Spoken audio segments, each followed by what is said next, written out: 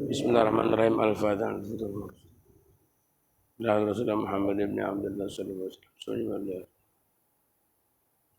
Khususan Syekh Ahmad bin Zain Al-Habashi, jami' masyayikhih. Tadi madada usulihim wa yadda mardi Masr menuri maulana fi dinina. Al-Fatihah. Bismillahirrahmanirrahim. Alhamdulillah. Iya kan. Nasrullah.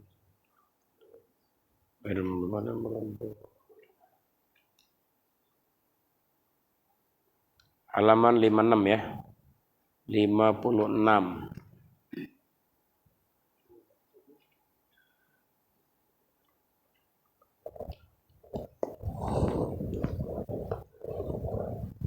Bismillahirrahmanirrahim. Alhamdulillah rabbil alamin.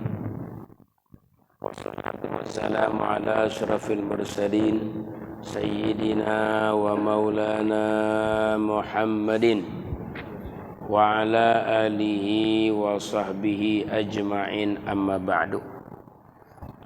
Jadi kemarin kita bahas ada sunnah-sunnah ya sholat. Sunnah sebelumnya, sunnah sedang di dalam sholat, dan sunnah setelah sholat. Nah ini bapak-bapak, sunnah setelah sholat berzikir ya.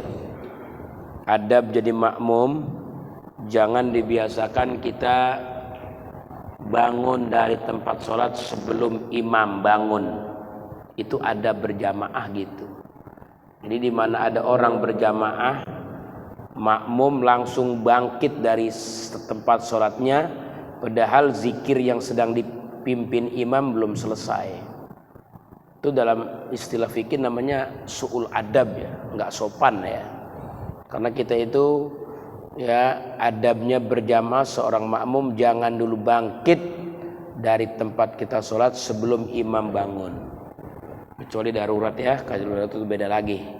Perkara darurat boleh. Tapi kalau nggak ada darurat banget, nggak penting-penting banget, ayolah zikir bersama imam. Ya, lama zikirnya itu zikir maksur ya, zikir yang biasa dibaca Nabi dalam ya setelah sholatnya. Di antaranya ini nih, mengucapkan Astaghfirullahaladzim alladzi la ilaha illahu al-hayyul qayyum wa atubu ilaih. 3 kali ya istighfar tuh habis sholat, mengakui kekurangan kita dalam berubudiyah. Ya, dalam beribadah kita banyak kekurangan, banyak cacat, banyak aib. Sholat kita ini banyak sekali kekurangan-kekurangan ya. Maka kita istighfar 3 kali kepada Allah. Kemudian lanjutkan la ilaha illallah wahdahu la syarikalah ya. Lahul mulku wal hamdu yuhyi wa yumitu wa ala kulli syai'in qadir. Ini tuqra'u pada salat subuh wal maghrib 10 kali. Jadi kalau salatnya maghrib, salatnya subuh ya bacanya 10 kali. Jangan dikurangin ya. Membaca la ilaha illallah wahdahu la syarikalah lahul mulku wal hamdu yuhyi wa yumitu wa ala kulli syai'in qadir. Khusus subuh aja ya, sama maghrib 10 kali. Kalau selainnya zuhur, asar, isya itu boleh dibaca 3 kali ya. Atau boleh juga nggak dibaca ya, bacanya nanti sekali aja menutup ya zikir yang 33 itu. Subhanallah 33, alhamdulillah 33, la ilaha illallah akbar 33, ditutup dengan la ilaha illallah syarikalah lahul mulku wa ala kulli syai'in qadir gitu ya. Kemudian baca Allahumma jirni minan nar, dibaca ba'da salat subuh wal maghrib. Setelah salat maghrib, salat subuh bacanya 7 kali ya. Allahumma ajirni minan nar 7 kali. Kemudian dilanjut Allahumma antas salam wa minkas salam wa ilaika ya'udus salam fahayyina rabbana bis salam wa adkhilnal jannata daras salam tabarakta rabbana wa ta'ati hadzal jalali wal ikram. Baca sekali. Kemudian Allahumma la mani'a lima a'taita wa la mu'tiya lima mana'ta wala radda lima qadaita wala yanfa'u dzal jaddi minkal jaddu ya, yang benar jaddu, salah tulis sebenarnya, baca sekali. Itu artinya Allahumma ya Allah la mania, tidak akan mampu, tidak akan pernah ada yang menghalangi, merintangi lima ataita, bagi apa yang kamu berikan. Kalau Allah sudah berikan kepada kita, enggak ada akal menolak. Gitu, itu mana Allahumma la mani. Kalau Allah udah mau berikan, enggak ada kekuatan manapun yang mani', yang mencegah, yang menggagalkan. Jadi kita fokus saja sama Allah. Sama Allah aja fokus. Jangan cari capra makhluk, manusia enggak usah. Karena kalau Allah udah ngasih, kekuatan manapun nggak ada yang bisa menolak. Itu mana Allahumma la mani alima. Yang kedua wala mu'tiya lima manata. Wala mu'tiya, nggak ada yang bakal ngasih, nggak ada kekuatan manapun yang mampu mengasih, memberi. Ya, kalau Allah akan menolak. Lima manata, apa yang Allah larang, Allah cegah, Allah stop, nggak bakal mampu siapapun memberi. Jadi kita dapat atau enggaknya Allah udah. Ya. Wala radda lima qadaita, kagak ada yang menolak bagi apa yang Allah tetapkan. Kalau Allah sudah tetapkan, enggak ada kekuatan manapun yang dapat menangkal. Karena Allah Maha Gagah, Maha Perkasa. Kalau sudah menentukan, menetapkan, enggak ada kekuatan yang dapat menolak. Wala yanfa'u dzal jaddi minkal jaddu. Tidak ada yang memberi manfaat akan orang yang memiliki kekayaan. Minka, daripada azabmu. Al-jaddu, apa kekayaannya. Orang sekaya apapun di dunia tidak akan mampu menangkal azab Allah. Kali gitu bisa ditebus azab Allah dengan kekayaannya.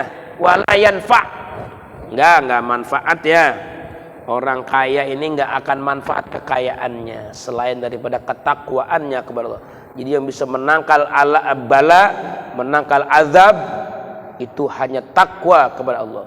Nggak ada tuh orang punya kekayaannya buat nebus ya azab yang akan diterima dia di akhirat. Nggak ada bisa, nggak manfaat gitu.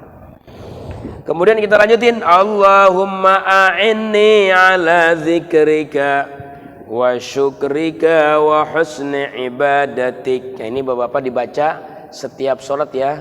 Pesan Nabi kepada sahabat namanya Mu'adz bin Jabal. Kata Mu'adz bin Jabal, ya Mu'adz, wallahi inni uhibbuk, wahai Mu'adz, sungguh demi Allah aku ini cinta kepadamu. Maka bacalah habis salat, Allahumma a'inni ala dzikrika wa syukrika wa husni ibadat. Ini jangan ditinggalin ya. Ini zikir mahabbah namanya. Ada hadis musalsal bil mahabbah, hadis yang periwayatannya dibacain sama guru lagi sampai Rasulullah. Namanya disebut hadis musalsal bil mahabbah. Nah, alhamdulillah saya pernah dapat riwayat hadis musalsal bil mahabbah dari para guru-guru untuk diijazahkan kepada kita yang dibacakan hadis itu. Maka semalam ini saya membacain sama bapak-bapak, membaca doa ini berdasarkan hadis riwayat Mu'adz bin Jabal yang dipesan sama Nabi setiap habis sholat jangan lupakan ini membaca Allahumma a'inni ala dzikrika wa syukrika wa husni ibadatik. Ya Allah, tolongi aku di atas zikir kepadamu. Jadi kita biar dapat pertolongan sama Allah, biar kuat ingat kita sama Allah Ta'ala, nggak putus-putus, nggak lepas-lepas, biar nyambung terus, connect terus sama Allah. Nah itu perlu bantuan, makanya minta Allahumma ya Allah a'inni, tolongi aku ala zikrika, di atas zikir, wa syukrika, dan syukur.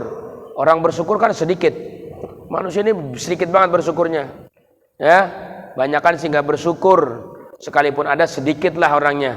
Maka kita minta sama Allah bisa bersyukur, wa syukrika, bisa syukur kau nikmatmu, wa husni ibadatik, dan bagus ibadah kepadamu. Minta supaya ibadah kita bagus ya, semua ibadah yang kita persembahkan kepada Allah jangan sampai ada aib cacatnya ya, biar bagus. Nah itu minta tolong sama Allah. Kemudian qiraat ayat kursi ya, baca kursi habis sholat Pak, jangan tinggal. Dalam sebuah hadis dikatakan siapa orang yang baca ayat kursi setiap selesai sholat, maka tidak akan dapat yang menghalangi dia dengan surga kecuali kematian, gitu ya. Karena dia nggak mati aja dia nggak masuk surga. Kalau dia mati pasti masuk surga maksudnya. Man qara'a ayatal kursi dubura kulli salatin lam yamna'hu min dukhulil jannah, katanya. Siapa orang yang baca ayat kursi setelah sholat 5 waktu, maka tidak dapat menghalangi akan dia masuk surga. Artinya pasti masuk surga. Kecuali yang menghalangi cuma kematian karena dia nggak mati gitu. Ya nggak masuk surga jadinya. Harus masuk surga dulu, harus mati dulu. Di mana mati pasti masuk surga. 5 waktu baca ayat kursi ya. Kemudian tasbihat, membaca tasbih ini 33. Subhanallah 33. Alhamdulillah 33. Allahu Akbar 33. Enak kita seragam ya. Bacanya jangan pelan-pelan, bareng-bareng. Ilahi Rabbi subhanallah. Subhanallah, subhanallah, subhanallah 33. Alhamdulillah, alhamdulillah. Allahu Akbar, Allahu Akbar 33. Ntar udah 99 jumlahnya tuh.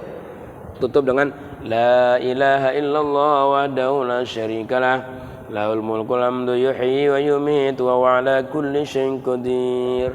Baru udah berdoa ya. Doa setelah sholat 5 waktu mustajab. Doa minta sama Allah Subhanahu wa taala kebutuhan kita ya. Atau kita doa-doa Quran boleh. Doa-doa Quran kan banyak tuh. Rabb kayak tadi tuh imam baca ya. Baca Rabbana ma khalaqta hadza batila subhanaka faqina adzabannar.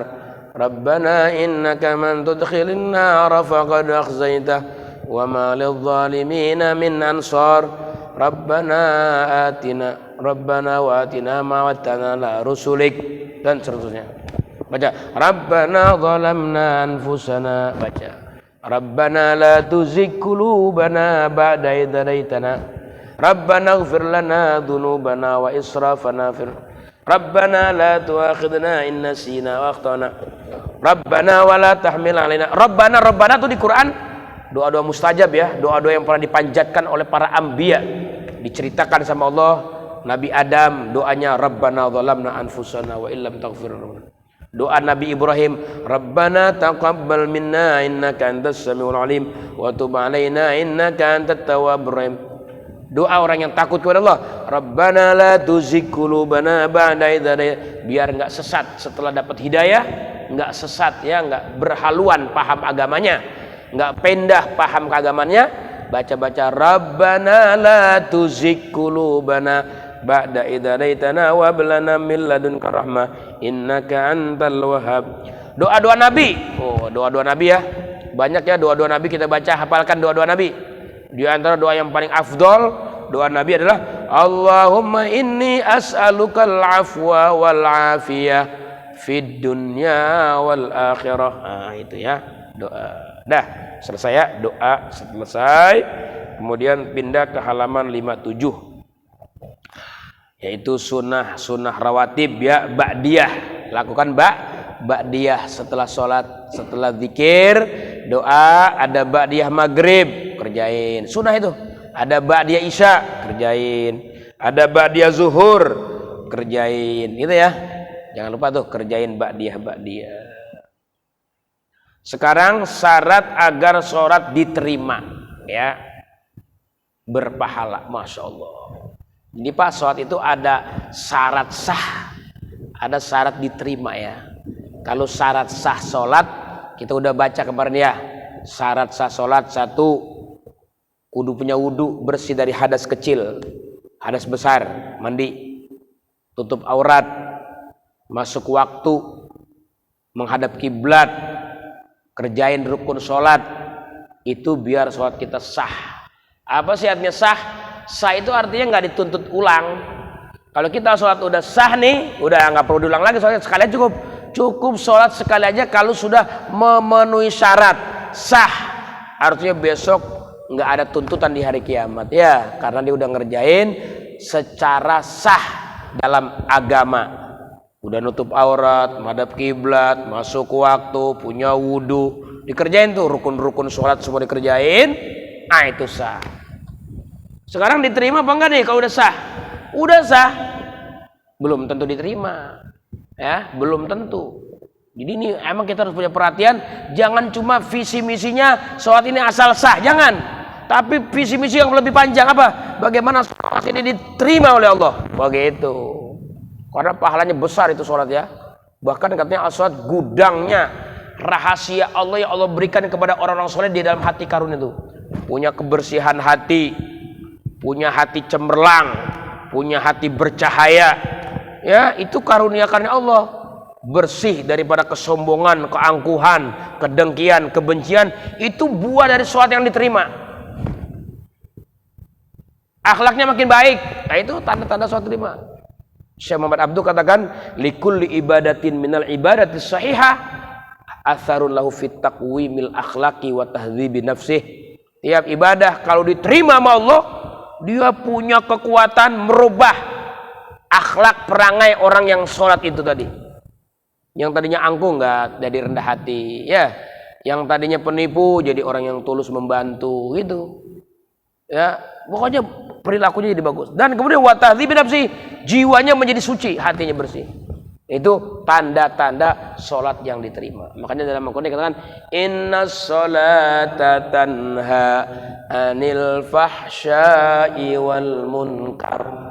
Sungguh sholat yang diterima itu maksudnya. Ada tambahan sebenarnya. Innas sholata, sesungguhnya sholat yang diterima.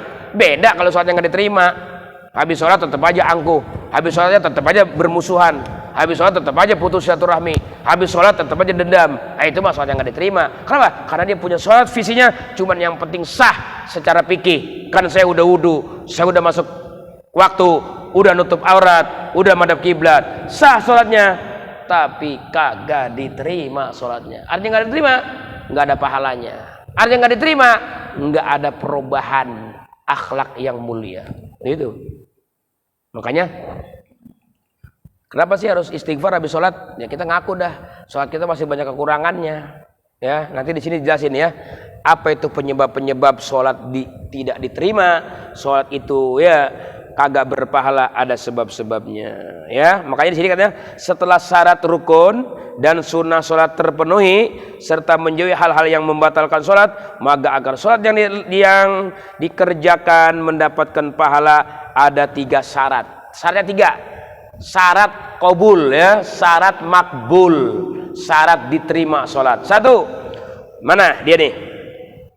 Wa yambaghi al-i'tina'u bil ikhlasi wa huwal amal lillahi ta'ala wahdah. Hendaknya seseorang memperhatikan ikhlas, yaitu beribadah hanya karena mengharap ridho Allah Ta'ala. Jadi usahakan Pak dalam tujuan kita sholat, sebelum usul itu, sebelum Allah Akbar, ada niat.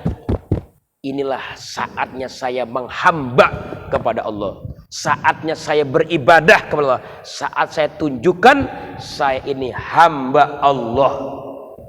Makanya itu Pak sering-sering ya hadirkan di hati iyyaka na'budu, itu harus hadir. Jangan kita lagi ngomong iyyaka na'budu hati kita nggak ingat. Karena itu ikrar kita. Kalau ikrar kita nggak bawa dalam hati sanubari, berarti munafik ya. Cuman ngomong doang di mulut, hatinya nggak menghadap.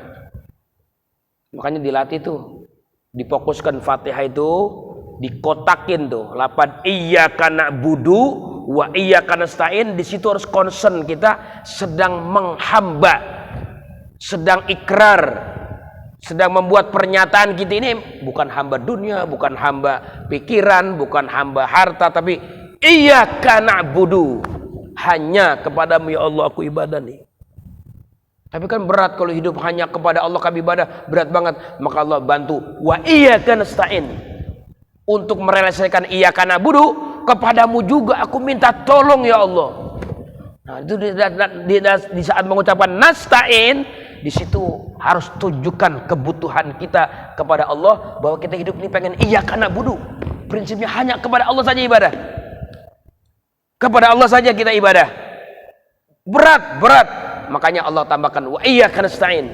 Berat memang, tapi saya minta pertolongan kepadamu ya Allah. Hanya kepadamu. Nah, itu Bapak-bapak kudu diukir ya.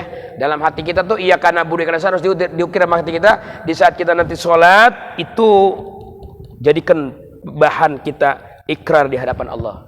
Lewat sanubari kita, relung-relung hati kita di situ bawa. Nanti ada perubahan tuh sama kita. Hati kita ada nurnya. Hati kita tuh ada cahayanya. Di situ ya, dilatih gitu.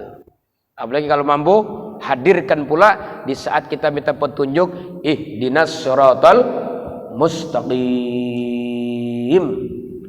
Jangan biarkan sesat, jangan biarkan salah jalan, tapi ihdinas siratal mustaqim. Ya Allah, berikan aku petunjuk jalan. Nah, ini harus perhatian. Ibadah ini ya itu dia harus betul-betul ya karena Allah Subhanahu wa taala. Jangan punya tujuan-tujuan lain. Itu yang harus diprioritaskan supaya sholat kita ikhlas, tulus buat Allah. Bukan lagi cari perhatian sama orang, bukan ingin dipuji. Wow, sholatnya cakep nih, sholatnya rajin. Enggak ingin dapat gelar-gelar pujian-pujian orang. Enggak dia. Semua itu taruh di bak sampah, Pak. Pujian, sanjungan, orang Pak rajin sholatnya, jamaahnya hebat, awal waktu terus di masjid terus, ya makasih. Dan dia senang, awas tuh terlena namanya. Itu buang pujian punya tempat sampah. Kenapa? Karena bisa jadi ntar kita sholat dorongannya itu. Jangan, belajarlah ibadah ikhlas, perhatian ibadah karena Allah Subhanahu wa taala. Apa sih? Ya, ikhlas itu al-amal lillah wahdah. Beramal karena Allah semata. Udah, mau dipuji, mau dicela, buat dia sama aja. Itu namanya orang ikhlas begitu. Ya, ada orang kadang-kadang dipuji senang, dicela ngambek. Dicela marah, dicela nggak terima. Akhirnya dia berhenti sholat masjid, akhirnya dia berhenti berjamaah. Ini udah ketahuan itu. Enggak, pokoknya mau cela, mau pujian, jangan pernah hiraukan. Kenapa? Karena perhatiannya fokus lillah untuk Allah Subhanahu wa taala. Ya. Itu yang pertama ya, agar sholat dikerjakan kita berpahala, mendapatkan pahala harus disertai dengan ikhlas, sengaja melakukan ibadah semata-mata karena melaksanakan perintah Allah. Aqimus shalah, tunai kerjakan sholat, itu yang kita mau kerjakan, diperintah sama Allah. Yang kedua, yang bagian hitam ya, kotak hitam tulisan bahasa Arab, wa yambagil hudur wa huwa ayya'lama bima yaqulu wa yaf'al wal khusyu' wa sukunul a'dha wa hudurul qalbi wa tadabburiz dzikir fa inna ma yataqabbalullahu minas shalah biqadril hudur. Itu bahasa Arabnya ya. Artinya di halaman 58 ya.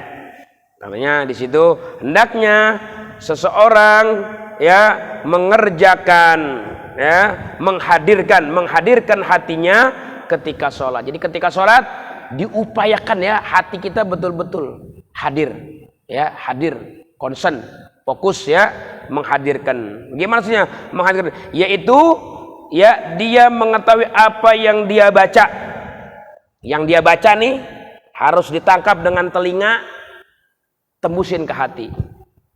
Jadi kalau kita belum ngerti artinya ya minimal kita ini aja nih, concern dengarkan apa yang dibaca oleh lisan, sehingga pikiran kita nggak ngayap. Allahu Akbar, dengerin tuh Allahu Akbar. Jadi kita masuk tuh. Itu tahu ya Allah Maha Besar ya. Allahu Akbar. Udah, biar terpengaruh tuh Allah yang besar. Udah semua kecil semua, lupakan. Gitu misalnya. Terus kita doa iftitah, wajjahtu wajhiya. Itu ikrar juga. Aku menghadapkan diriku kepada Allah. Fokus dong. A'udzubillahi minasyaitonirrajim. Aku berlindung kepada Allah, ngaku diri lemah. Ya, setan suka ngajak ngayang keliling kemarah pikiran kita. Baca a'udzubillahi minasyaitonirrajim. Sebuah ikrar kita nggak bisa ngelawan setan, minta bantuan sama Allah, berlindung kepada Allah dari godaan setan yang terkutuk. Itu apa yang kita baca hendaklah kita hadirkan di hati kita. Itu makna khusyuk.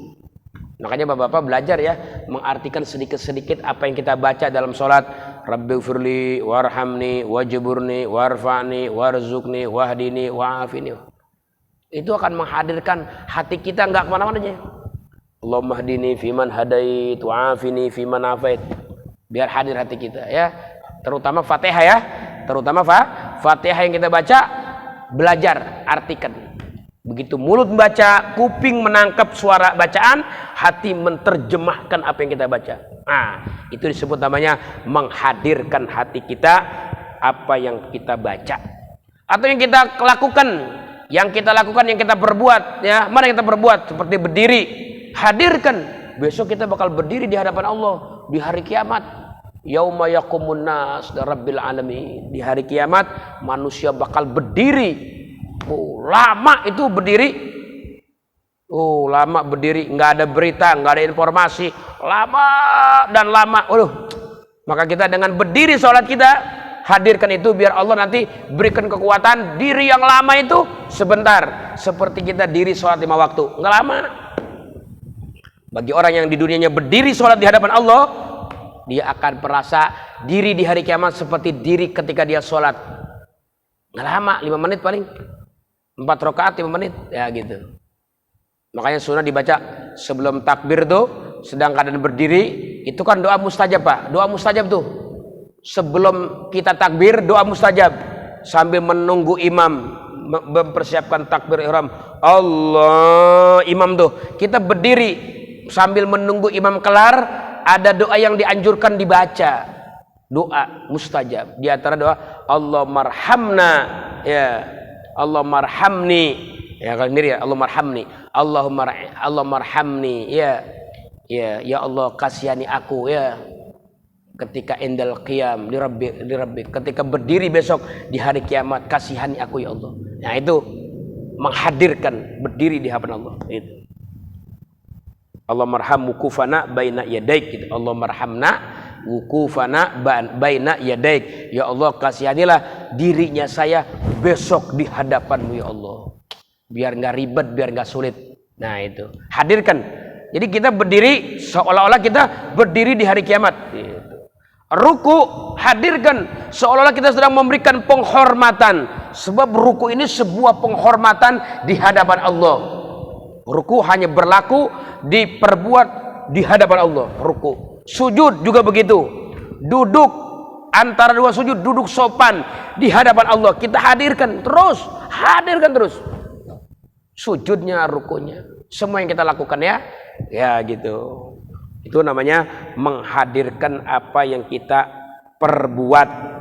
Kalau ucapan tentunya berkaitan zikiran-zikiran, ya, bacaan-bacaan Fatihah, Quran misalnya, doa gitu ya. Kalau perbuatan berdiri, ruku, i'tidal, sujud. Termasuk kita saat sholat, ya, mata kita concern ke tempat sujud, ke tempat sejadah. Jadi mata concern ke tempat sejadah, hati concern dengan bacaan yang kita baca. Begitu, biar nggak ngayab. Sebab ini sholat menentukan, ya. Sholat ini menentukan kesolehan seseorang. Kita pengen soleh beneran dari sholat mulainya. Kita pengen sukses dunia dari sholat mulainya. Pengen sukses akhirat, sholat mulainya. Makanya sholat itu biang ibadah itu sholat. Kenapa? Semua gerak, semua berperan, semua kerja, badan kerja, lisan kerja, hati kerja, tiga-tiganya bekerja. Ketika hati-hatinya kurang nih, makanya itulah hikmahnya istighfar 3 kali. Kenapa sih istighfar 3 kali? Astaghfirullahaladzim alladzi la ilaha illa huwal hayyul qayyum wa atubu ilaih. Itu karena kita di 3 itu kadang-kadang ada kekurangannya. Hati kadang-kadang lalai, ucapan kadang-kadang lupa kita hadirkan, ya, ucapan perbuatan juga kadang-kadang nggak hadir. Nah itu kekurangan kita, makanya ada istighfar 3 kali, gitu ya. Jadi yang pertama itu, yang pertama ikhlas, yang kedua belajar menghadirkan, ya, hati kita pada saat kita membaca yang kita baca ataupun yang kita perbuat. Apa itu wal khusyuk? Khusyuk itu katanya sukunul a'dha, katanya. Dan hendaknya seseorang khusyuk. Ya, apa tuh tanda-tanda khusyuk? Yaitu ketenangan anggota badan. Jadi lagi sholat, Pak, sedang sholat, jangan sampai badan ini menggerakkan anggota badan yang tidak ada hubungan dengan sholat. Misalnya lagi sholat, Allah Akbar, lagi kumisnya aja misalnya keren. Itu kan kerjaan yang sia-sia. Dalam sholat nggak ada hubungan yang kita lakukan. Atau misalnya ngorek kuping, nyamputin bulu. Ini suul adab ya di hadapan Allah, ngerjain sesuatu yang harusnya dikerjain tadi di rumah, tadi sebelum berangkat. Bukan dalam sholat ada perbuatan-perbuatan yang kagak ada hubungan sama sholat gitu. Nah itu ya diantaranya ya, menghindari itu ya. Khusyuk itu gerakan Nabi pernah menyaksikan seseorang yang sedang sholat, Nabi lihat dia lagi main jenggot begini. Ditarik sama dia, lepas, kata dia, ini orang kalau hatinya khusyuk pasti badannya juga ikut. Ini tanda hatinya lagi sedang gak khusyuk. Jadi apa saja perbuatan dia lakukan yang kagak ada hubungannya. Ya, itu yang kedua ya, khusyuk itu penting karena dalam Al-Quran Allah berikan pernyataan buat orang beriman, qad aflahal mu'minun. Beruntung orang beriman, alladzina hum fi salatihim khashi'un, yang sembahyangnya khusyuk. Itu dia yang beruntung ya. Makanya belajar ya, dilatih. Makanya Pak persiapan ya, kalau mau sholat itu persiapan dulu. Persiapan waktunya. Jangan dadakan ya. Kita mau menghadap gubernur persiapan, mau jadi MC di wali kota persiapan. Apalagi kita mau ngobrol sama Allah. Kan sholat ini kan komunikasi seorang hamba sama Allah. Tanpa persiapan rasa-rasanya berat kita orang biasa. Orang-orang saja banyak persiapan. Mau sholat nih, dia mandi dulu yang seger, biar fresh badannya, biar wangi. Baju yang bersih, yang kagak ada bau-bau, yang kagak sedap tinggalin. Mulut gosok bersih-bersih. Kalau bisa pakai minyak wangi biar harum, biar seger. Nah, biar enak. Nah gitu ya. Sebelum sholat minimal 10 menit, 15 menit sebelum azan sudah di masjid, sudah duduk, sudah zikir dulu, pemanasan. Subhanallah, subhanallah, subhanallah, subhanallah, la ilaha illallah, la ilaha illallah, alhamdulillah. Itu pemakaian petinju kan belum main tuh di bawah ring udah begini aja. Mau menghadap lawannya di atas ring, dia gini-gini. Bahkan latihannya bisa sebulan tuh. Orang mau main bola tuh kayak kemarin Indonesia ya, Thailand, berapa tahun tuh pemanasan latihan. Mau tampil semalam itu juga ada persiapan. Masa kita menghadap Allah langsung dadakan aja, habis ngobrol-ngobrol, habis main HP atau HP, Allah Akbar. Siapa kita? Kita ini rohaninya belum siap, tanpa ada pemanasan belum siap. Kita orang soleh yang katanya bersih ya, itu harus punya persiapan. 10 menit sebelum waktu udah masuk, udah zikir. Itu gurunya guru kita begitu kerjaannya, Habib Hasan bin Abdullah Syatiri itu, kakaknya Habib Salim. Dia kalau mau sembahyang tuh setengah jam waktu sholat akan datang, dia udah zikir, udah nangis, udah istighfar. Pengen nanti pas sembahyang tuh pas sholat Allah Akbar, pengen jadi orang yang khusyuk. Ah dia zikir dulu. Kita sebelum qomat udah ngeliat HP, ngeliat gambar, baca-baca berita apa saja. Takbir Allah Akbar, ngayap pikir. Nah gitu ya. Harus dilatih juga ya, yang namanya khusyuk seperti itu ya. Dia menghadirkan apa yang dia baca, apa yang diucapkan, anggota badan jangan sampai bergerak yang tidak ada hubungan sama sholat, gitu ya. Itu diantaranya ya, khusyuk namanya. Dan ya, kehadiran hati serta merenungi arti zikir. Zikir-zikir yang dibaca tuh dia renungin, seperti baca subhana rabbiyal azimi wa bihamdi. Subhana itu maha suci, Rabbi Tuhanku, al-azim yang agung, dengan aku memujinya. Itu memuji ya kebesaran Allah, yang Allah maha suci dari kekurangan, maha suci dari kezaliman gitu. Jadi betul-betul dalam rangka tasbihnya itu mensucikan Allah sesuci-sucinya. Nggak ada di pikiran kita Allah zalim, Allah ada kekurangannya. Justru yang ada Allah maha agung, Allah maha mulia, Allah maha suci, Allah maha terpuji. Subhanallah, subhana rabbiyal azimi wa bihamdi. Ya gitu ya. Bacaan-bacaan itu. Subhana rabbiyal a'la wa bihamdi. Pas kita baca Fatihah, waladdallin, amin. Aminnya hadirin Pak. Ya Allah kabulkan ya Allah. Amin. Ya Allah terima. Jangan cuma sekedar ngomong amin tapi hatinya tanpa memohon, kabulkan ya Allah. Amin itu artinya istajib. Artinya amin, istajib, kabulkan ya Allah. Di hati kita gitu ngomong amin ya. Itu diantaranya untuk langkah-langkah minimal lah ya, kita bisa melakukan khusyuk. Kata Imam Ghazali, buat kelas orang awam tuh 3 minimal. 3 ya. Pertama, ketika dia ngomong wajah tu wajhiya, itu harus benar-benar konsen Pak, karena kita lagi ikrar, kita lagi menghadap Allah nih, kewajiban kita sebagai hamba. Yang kedua, pas kita lagi ikrar iyyaka na'budu wa iyyaka nasta'in, itu jangan sampai lupa ya. Yang ketiga, pas ngucap salam, assalamu alayka ayyuhan nabiyyu wa rahmah, salam sejahtera kepada Nabi, juga jangan lalai. Itu minimal 3. Kalau bisa sih semuanya gerakan sembahyang, bacaan-bacaan kita tingkatkan hari ini begini terus biar sampai full betul-betul semua dalam keadaan apa yang kita baca kita hadirkan dan kita renungkan ya, makna-makna dalam kandungan bacaan ataupun perbuatan yang kita lakukan.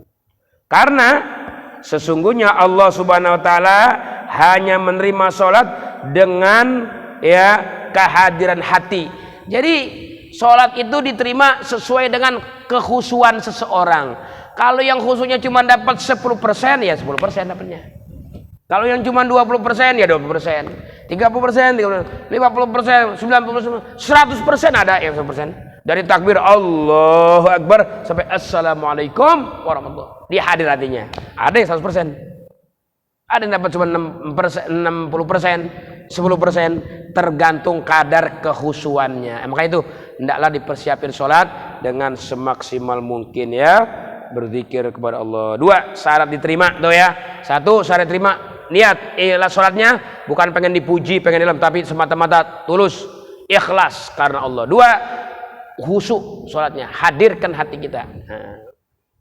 Yang ketiga di sini katanya ya, yang tulisan hitam wa yahrumur riya fis shalah wa ghairiha wa huwa al amal ajnas, haram bersikap riya, pamer ya, riya itu supaya pengen dilihat orang sholatnya ya, dalam sholat dan ya lainnya ya, yaitu beramal karena manusia, naudzubillah min dzalik ya, faktor ya pengen dipuji, pengen dialam, riya namanya. Makanya ada ayat tuh di atas tuh fawailul lil musallin, maka celaka ya bagi orang yang sholat. Siapa itu sholat yang celaka? Jangan 1 ayat, kalau cuma 1 ayat dibaca bahaya itu. Maka celakalah bagi yang sholat. Wah, untung saya nggak sholat. Enggak, ini sholat yang celaka ini alladzina hum an sholatihim, yang semuanya lalai, banyak lalainya sholatnya ya, terabaikan waktu-waktunya keluar gitu. Yang kedua alladzina hum yuraun, yang ketiga pamer sholatnya. Yang ketiga wa yamnaunal maun, sholat tapi bakhil ya, mencegah hal-hal yang bermanfaat buat diambil manfaat sama orang, dia nggak berikan, dia nggak kasih, padahal cuma sekedar pinjaman gitu ya. Nah, itu termasuk orang yang celaka. Kenapa? Karena orang yang sholat semakin hari akan semakin dermawan, semakin hari akan semakin ikhlas, semakin hari akan menjaga waktunya, nggak diabaikan. Itulah sholat yang sejatinya ya, berbeda sama sholat yang tidak sejati, melahirkan mengabaikan sholat semuanya, pamer sekalinya sholat, dan bakhil dalam memberi pinjaman kepada orang yang memberi manfaat. Meskipun cuma barang kecil, minjem jarum, minjem kampak, minjem pacul gitu, yang seperti itu ya kan, manfaat buat tetangga, tapi dia nggak kasih pinjaman, minjem piring, minjem nampan itu nggak diberikan. Itu kategori wayamnaunal ma'u. Nah itu Bapak ya, tambahan ya, tambahan itu ya 3 hal agar sholat kita diterima oleh Allah Subhanahu wa taala. Nanti kita akan bahas tentang batal-batal sholat insyaallah. Masih ada waktu ya, 7 menit lagi. Silakan yang bertanya, kita buka pertanyaan saja yang mungkin bertanya ya. Sallallahu rabbuna ala nuril mubin Ahmad al-Mustafa Sayyidil mursalin. Sallallahu rabbuna ala nuril mubin أحمد المصطفى سيد المرسلين وعلى آله وصحبه أجمعين وعلى آله وصحبه أجمعين.